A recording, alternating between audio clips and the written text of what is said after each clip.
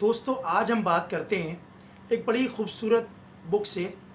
अभी फ़िलहाल मैंने ये बुक पढ़ी है। उस बुक का नाम है द पावर ऑफ लेस। लियो बबोटा ने ये किताब लिखी है। इसके ऑथर हैं ये लियो बबोटा, एक फेमस ब्लॉगर हैं ये, और इनका नाम दुनिया के 25 बेस्ट प्रोडक्टिव ब्लॉगर में से एक है। इस बुक को जब मैंने पढ़ा तो मैंने सोचा कि यार इस बुक में जो टाइटल है द पावर ऑफ लेस, बड़ा इंटरेस्टिंग टॉपिक लगा मुझे। अभी आप सोचेंगे द पावर ऑफ लेस मतलब कम चीज़ की पावर। दोस्तों इसका सेंस समझिए, इसका मतलब समझिए।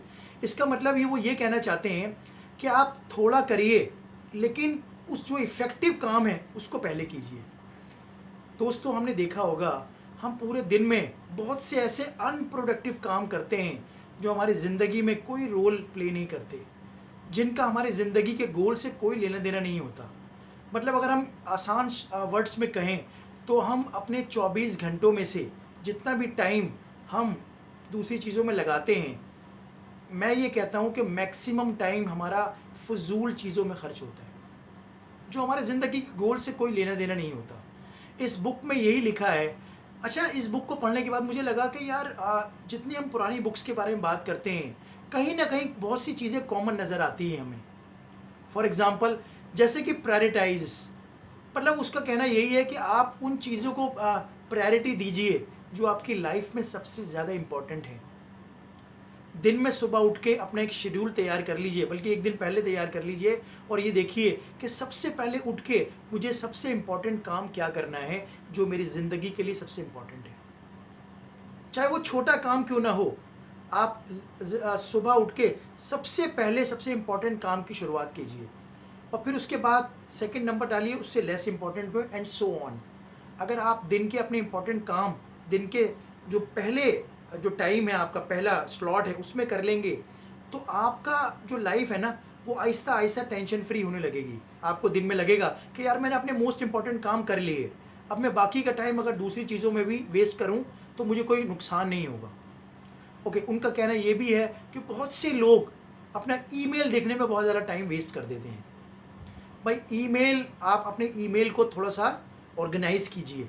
जो फजूल के ईमेल आते हैं उसको स्पाम में भेज दीजिए, उनको ब्लॉक कर दीजिए और सिर्फ दिन में 1 या 2 बार अपने ईमेल को चेक कीजिए, जो ज़्यादा से ज़्यादा 10 से 15 मिनट लगे बस आपको। इंपॉर्टेंट जो ईमेल्स हैं आपको पता लग जाएगा कौन कौन से इंपॉर्टेंट ईमेल्स हैं, बाकी सब फजूल के सब उसको आप ब्लॉक कर दीजिए, डिलीट कर दीजिए, ताकि वो अब आपके मेल में नहीं आ सकें दोबारा। तो दिन में सिर्फ 1 या 2 बार आप रखिए, एक आप सुबह रख लीजिए और एक रात को रख लीजिए सोने से पहले थोड़ी देर, बस सिर्फ 15 मिनट से ज़्यादा मत दीजिए आप। और जितने भी जो लेस इंपॉर्टेंट काम हैं उनको आप अपने दिन के बाद के शेड्यूल में रखिए, ताकि आपको ये ना लगे कि यार मेरा टाइम वेस्ट हो गया। अच्छा, एक और बड़ी इंपॉर्टेंट चीज़ इस बुक के पढ़ने पे सामने आई है कि जो लोग ज़्यादा करने की कोशिश करते हैं, जैसे लोग फॉर एग्ज़ाम्पल ये कहते हैं कि भई मैं एक साथ 2 कश्तियों में सवार हो जाऊँगा, तो वो अक्सर उनकी वो डूब जाते हैं। ये कहावत बिल्कुल सही है। आप एक वक़्त में सिर्फ़ एक काम कीजिए, उसका पूरा कॉन्सन्ट्रेशन, पूरा फ़ोकस उसी जगह रखिए, तो आप देखेंगे उस काम में आप प्रोडक्टिव नज़र आएँगे। वो आपका काम ज़्यादा ऑर्गेनाइज़्ड और अच्छी तरह होगा। उसका रीज़न दोस्तों यही है, जब हम 2 काम एक साथ करते हैं, तो हम ये डिसाइड नहीं कर पाते कि यार कौन-सा काम हमारे लिए ज़्यादा इम्पोर्टेंट है। तो आप एक वक़्त में अगर एक काम करेंगे, तो आपके लिए उसकी इम्पोर्टेंस और उसकी वैल्यू ज़्यादा बढ़ती नज़र आएगी। ये बड़ा इम्पोर्टेंट पॉइंट है और मुझे भी बड़ा पसंद आया। अच्छा, एक चीज़ और सामने आई है, जब हम ये काम करते हैं, कोई भी काम हम दिन में करते हैं, तो आप ये देखिए क्या इस काम को करने में मेरे लाइफ़ का गोल अचीव हो रहा है कि नहीं हो रहा? और अपने उस गोल को आप सब गोल्स में डिवाइड कर लीजिए और हर दिन उस सब गोल्स में से छोटा-छोटा चीज़ करते रहिए। आप छोटा कम करेंगे, लेकिन आप आपके गोल में जो है वो इंक्रीज़ कर रहे हैं और आपको मालूम है, ये कंपाउंडिंग इफ़ेक्ट जो है, इस कंपाउंडिंग इफ़ेक्ट से ये छोटी-सी चीज़ एक दिन कितनी बड़ी हो सकती है, ये आदमी कोई सोच नहीं सकता।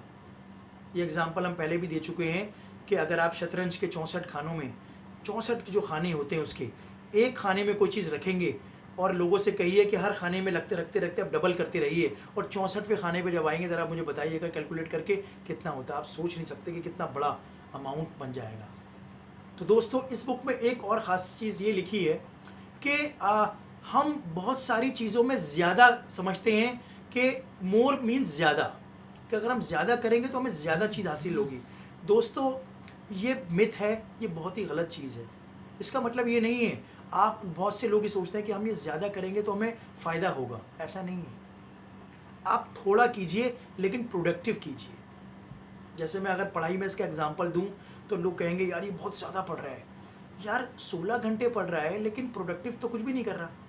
चाहे आप 2 घंटे पढ़िए, 3 घंटे पढ़िए, लेकिन वो 3 घंटे आपके रियली प्रोडक्टिव होने चाहिए।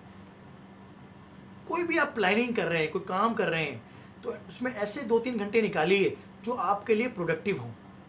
ये प्रोडक्टिव होंगे तो आपका जो छोटी चीज़ है ना वो बड़ी नज़र आएगी। और दोस्तों, इस बुक के पढ़ने के बाद मुझे बहुत सारी बुक्स की पुरानी चीज़ें भी याद आई हैं, क्योंकि एक हमने पहले डिस्कस किया था 80-20 प्रिंसिपल। ये इस बुक के अंदर भी यही है कि हमारा जो 80% जो हमारे एक्शंस हैं, हमारे 80% वो हमारे जो 20% एक्शंस हैं वही हमारे ज़िंदगी के 80% रिजल्ट्स के कारण होते हैं। तो यही है, उन 20% को ही तलाशिए, उन छोटी चीज़ों को ढूंढिए कि हमारे जो बेस्ट एक्शंस होंगे, हमारे जो बेस्ट मूव होंगे, वो हमारे ज़िंदगी के लिए कितने कामयाब होंगे, और ये गोल्स पाने के लिए हमारे लिए इम्पॉर्टेंट है कि इम्पॉर्टेंट नहीं है। बाकी की आप देख लीजिए, आप 24 घंटे में से हम पता लगता है हम 10 या 12 घंटे फजूल चीज़ों में लगा देते हैं, फेसबुक में और व्हाट्सएप में। यार जो काम की चीज़ें उसको देख के फटाफट आगे बढ़िए, और जो आपकी काम की चीज़ है उसी में अपना टाइम जो है वो आगे बढ़ाइए, वरना ये टाइम निकल जाएगा। क्योंकि ये टाइम किसी के लिए नहीं रुकता है, ये 24 घंटे सभी के लिए बराबर हैं।